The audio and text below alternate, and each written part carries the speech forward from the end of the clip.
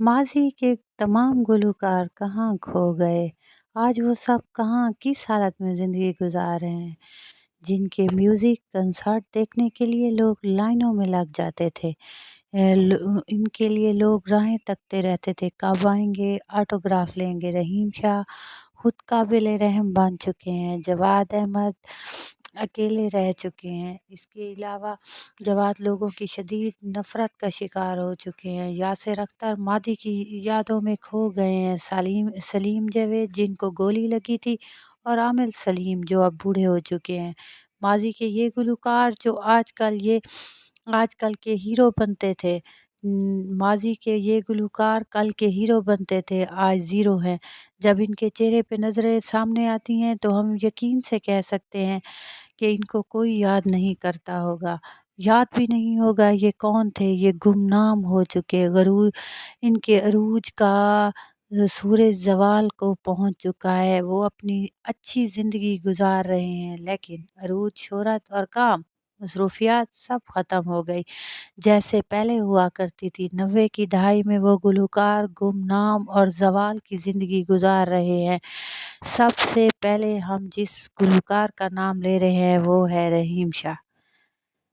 रहीम शाह कौन है? ये सवात का रहने वाला है और इसका ताल्लुक यूसुफ सई कबीले से है और ये अहले तशी मज़हब से ताल्लुक़ रखता है। इसका गाना आपने सुना होगा, पहले तो कभी कभी गम था।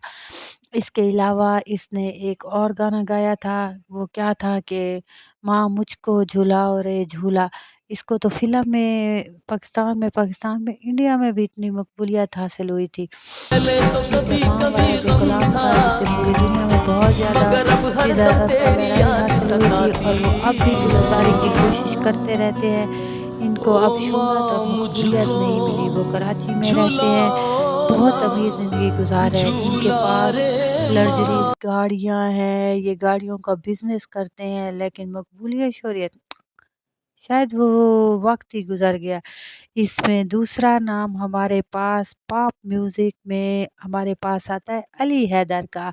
हाँ जी, इसका सबसे मकबूल गीत काली जीन्स और गिटार, इसको 90 की दहाई में रहने वाले लोग तो अच्छी तरह जानते होंगे, मुझे भी याद है। ये मेरी शादी की मूवी का सबसे टॉप सॉन्ग था और इसे हमने खूब एन्जॉय किया था।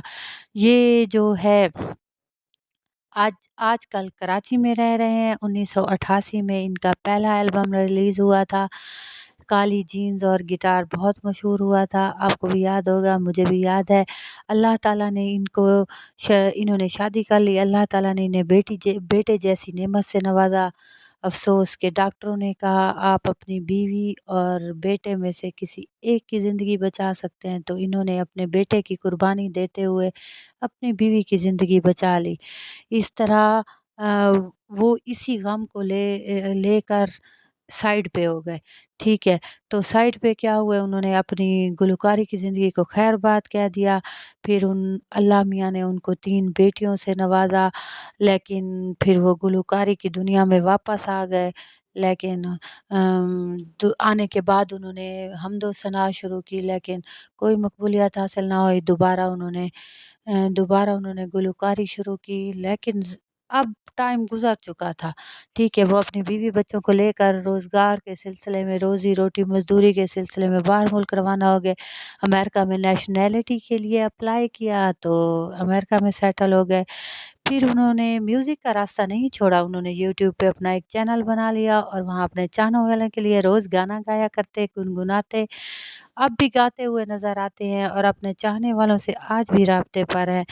अल्लाह ताला ने अली हैदर को बेटे से महरूम रखा, अलबत्ता 3 बेटियों से नवाज़ दिया।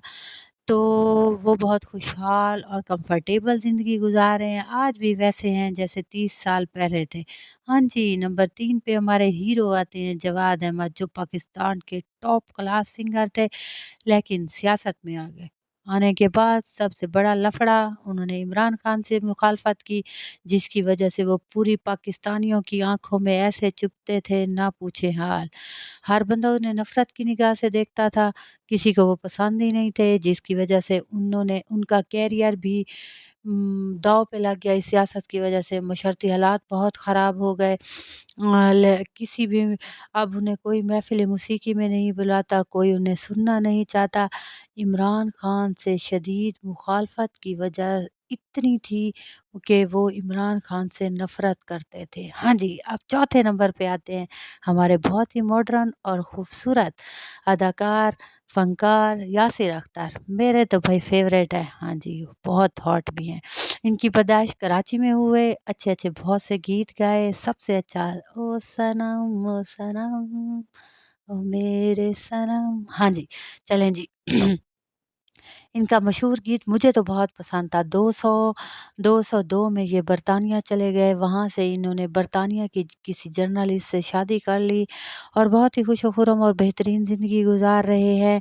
2006 में इन्होंने वहाँ बरतानिया बिल्कुल पाकिस्तान आते-जाते रहते थे, लेकिन बिल्कुल वहाँ सेट हो गए। उन्होंने वहाँ टेली फ़िल्में की बरतानिया में, वहाँ बहुत सारे ड्रामों में काम किया। यासिर अख्तर ने बरतानवी और पाकिस्तानी वाहिद आर्टिस्ट हैं जिन्होंने बीबीसी लंदन में बैठकर म्यूज़िक कंसर्ट में हिस्सा लिया और वहाँ के गीतों वहाँ बीबीसी लंदन में इनके गीतों को चलाया गया। ये मेरे लिए और पाकिस्तानी कौम के लिए बहुत एज़ाज़ की बात है।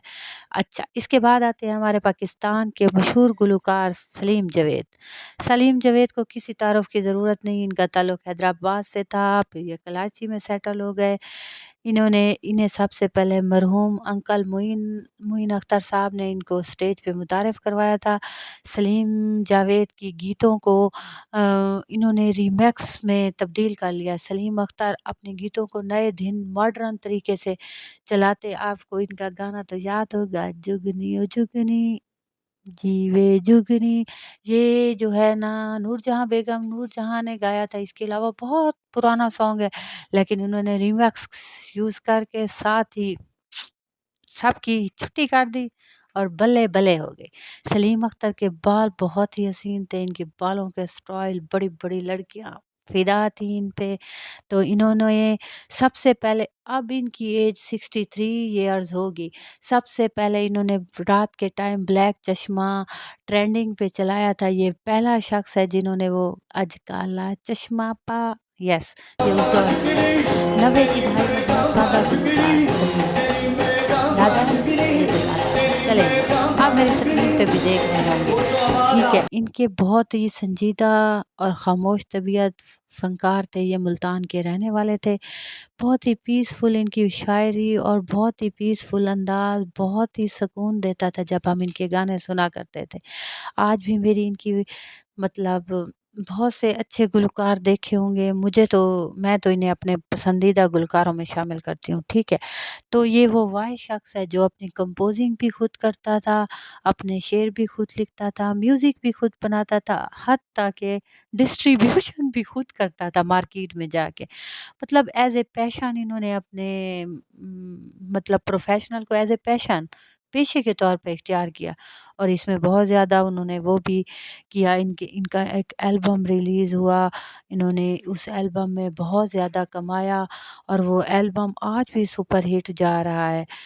इन सबको बहुत मतलब पे पैज़ाराई मिली, लेकिन जब से इंटरनेट का दौर आ गया सब फ़ेसबुक और यूट्यूब पे छा गए। आपको मेरा ब्लॉग कैसा लगा? आप अपने कमेंट सेक्शन में मुझे ज़रूर बताइएगा। Thank you.